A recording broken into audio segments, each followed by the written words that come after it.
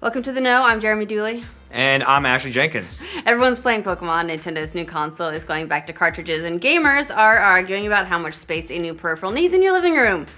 Did we travel back in time? It kind of feels that way. Is it the 80s?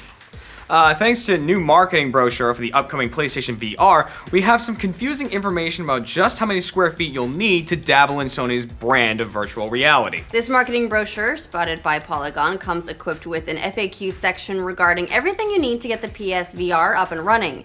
Included in that section is the mention that PSVR requires more than 60 square feet of cleared space for the headset to function properly. You know, then we all have that laying around. For those across any number of ponds, that's about 5.6 square meters, which sounds like a comically large amount of space for a headset that doesn't even have room scale playability. But is that what the brochure actually says? Well, yes and no. Dun dun dun dun. Yeah. Under the heading, what kind of space do I need? The brochure shows the playable area of PSVR to be 6 feet across by 10 feet in length. The player is seated in the middle of the playable space, which makes it seem like you can totally play PSVR in less space. But the text says something slightly different. It reads, clear an area larger than the play area of all obstacles before using PSVR. So it's telling you that you need more than 60 square feet of open space for it to function correctly. It goes on to say that you should remain seated whenever possible, because it's apparently a roller coaster, to follow the application instructions carefully and probably keep your arms and legs inside the vehicle at all times, plus no drinking, talking, laughing, or fun, period. Oh man, I want a roller coaster VR game now, especially on the PSVR. Dude, they make you a little bit sick. I played one on the Oculus, and That's that was fine. the one thing that made me feel a little I bit have 60 jerky and square weird. feet to throw up in. Naturally, this brochure has plenty of people arguing on the internet. And it's sort of easy to see why. We may be looking at a case of bad marketing and unclear wording, or the PSVR really just needs a whole shit ton of space to work right. Requiring gamers to have 60 totally clear square feet of room is a pretty big ask, especially in larger cities where apartment space comes at a premium. And as far as houses go, that's like a fourth of the space of the average living room used in newly built homes, which is at about 256 square feet. What's really funny is that not even the HTC Vive asks for that much space at a minimum. And that one actually does require movement for room scale. You know, so that's like, you think they would need more. I mean, Asking come on. for less, giving you more. Right.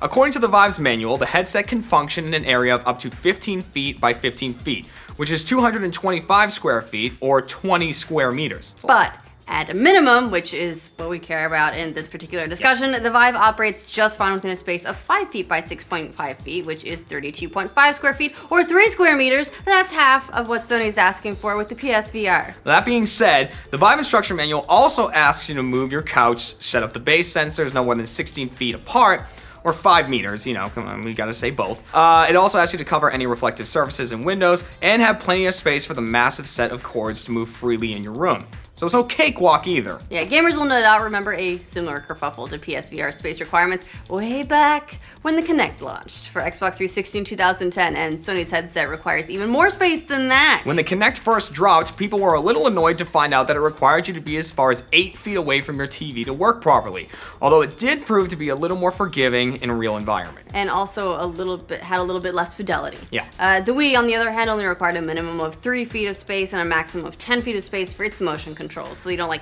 whack people in the face. Exactly. Like Yeah, you'll still break your TV though, plenty with the Wii. well, sure, you have the freedom to break anything you want. Considering the PSVR can only be played sitting down and waving around some Move controllers, there are a few guesses as to why the brochure is recommending so much space. For one, it could be a worrying indication of the quality of the PSVR sensors and the PlayStation camera. It hasn't exactly been a secret that PSVR is closer to the low end of the VR experience spectrum. The fact that Sony is recommending so much space doesn't display a ton of confidence in how well your helmet movements can be tracked in smaller areas with clutter. However, it could be because Sony is just concerned about potential injuries and lawsuits. The fact that they're recommending clearance outside of the play area, plus the emphasis in the brochure to maintain awareness of your surroundings and to follow screen instructions carefully, all seem to point to that. Yeah, but if that's the case, they probably shouldn't have put the full dimensions under the heading, what kind of space do I need? It sends I don't know, it sends a mixed message.